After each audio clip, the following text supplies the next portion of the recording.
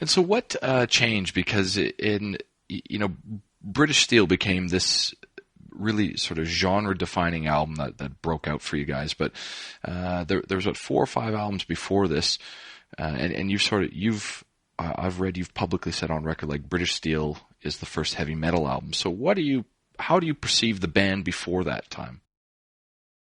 No, I think what I said or what I actually meant, or either I think British Steel was the album that eventually consolidated everything, within the band Judas Priest, and everything before that was slowly kind of evolving towards that pinnacle point in late 1980, I think, and the reason I say that is because, we as Judas Priest, we did from the get-go, we were kind of, we were different, obviously we needed to be if we were going to be successful, you need to be, you can't be a copy of anything else. So, but we were evolving, going through the motions. We were, the music, a lot of it was kind of dark, moody. Obviously, it was meaningful, and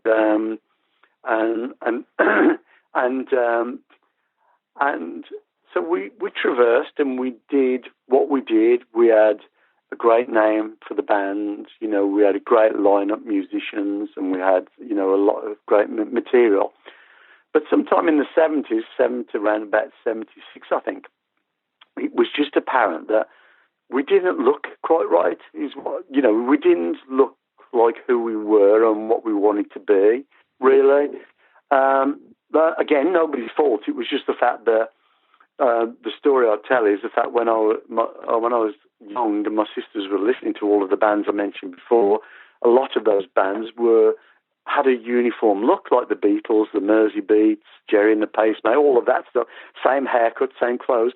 So it's not surprising that all of the blues artists and the progressive blues bands and, and everybody that came, even later on, including Hendrix, The Cream, Led Zeppelin, whoever it was, everyone had their own kind of individual kind of clothes and the way that they looked as an individual artist.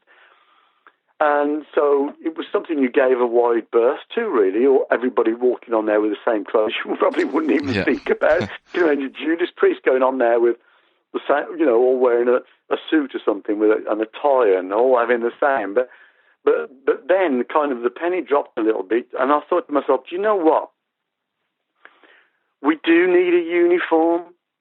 I know bands don't do it, but Judas Priest need to do it. And I'm thinking, and it needs to be black.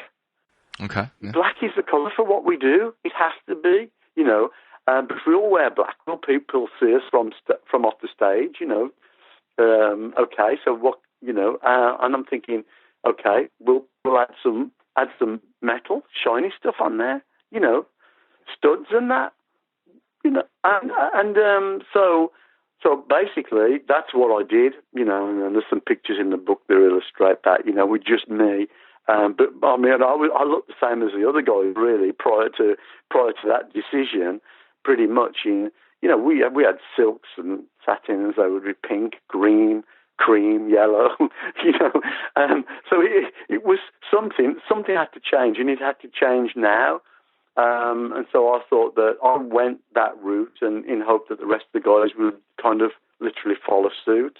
So I had a chat with Rob, and we went and got some clothes made, and for a while just myself and Rob had that look.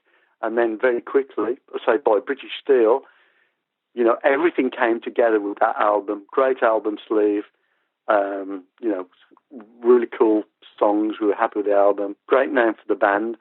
And we've got this look even, and I call it a uniform look because it was across the board, leather and studs, with different designs, but it pulled, consolidated everything, and the rest is history, really.